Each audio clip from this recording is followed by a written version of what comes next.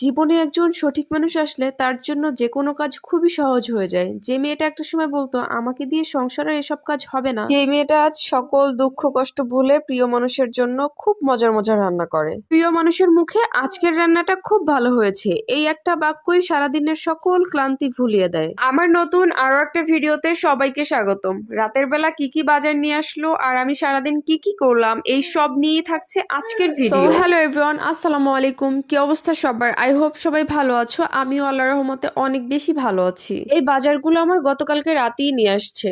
সকালবেলা যখন জানালার পর্দা সরিয়ে একটু বাইরে রোদ দেখতে পাই, কি যে শান্তি লাগে। এই শীতের ভিতরে একটু রোদ যে কি শান্তি দেয় আমাদের। আমি তো ভাই এই শীতের ভিতরে জানালা দরজা কিছুই খুলি না, সব বন্ধ করেই রাখি। এই বছর যেই পরিমাণে শীত পড়লো, টানা কিছুদিন তো অনেক বেশি শীত পড়েছে, তবে সেই তুলনায় এখন একটু শীত অনেকটাই কম। সকালে মেয়েকে স্কুলে পাঠিয়ে দিয়ে আমি আবারও কিছুক্ষণ শুয়েছিলাম। আমি যদি উঠে যাই তাহলে সাথে সাথে মাম্মামা উঠে যায়, যেহেতু রোদ উঠে নাই তখন, এজন্য আমি ওর পাশে আরো কিছুক্ষণ শুয়েছিলাম। আজকে সকালের নাস্তায় কোনো ঝামেলা করছি না, ডিম ভাজি দিয়ে ভাত খেয়েছি আর চা খেয়েছিলাম। শীত পড়েছে পর কিছুই খেতে মন যাচ্ছে না, যাই রান্না করছি সেটাই থেকে যাচ্ছে। দেখা যাচ্ছে একদিন রান্না করছি সেই তরকারি 2 দিন 3 দিনও থেকে যাচ্ছে। এজন্য ভাবছি আজকে খুবই অল্প পরিমাণে তরকারি রান্না করব, যাতে যা রান্না করব সেটা যেন আজকেই শেষ হয়ে যায়। রোজ রোজ বাসি তরকারি খেতে একদমই ভালো লাগে না, আর আমার কাছে না যে কোনো জিনিস ফেলে দিতে খুবই কষ্ট লাগে। আমি একদমই অপচয় করা পছন্দ করি না। আজকে পাঙাশ মাছটা আমি বেশি করে পেঁয়াজ দিয়ে টমেটো দিয়ে তারপরে ভুনা করব, আর এভাবে ভুনা করলে খেতে কিন্তু অনেক মজা হয়। এই মাছটা না আমার ছোটবেলা থেকে খুবই পছন্দ, আর এটা পছন্দ হওয়ার একটাই কারণ, এটাতে কাটা কম, আমার খেতে অনেক সুবিধা হয়। আজকে মাছটা আমি একটু ডিফারেন্ট ওয়েতে রান্না করতেছি।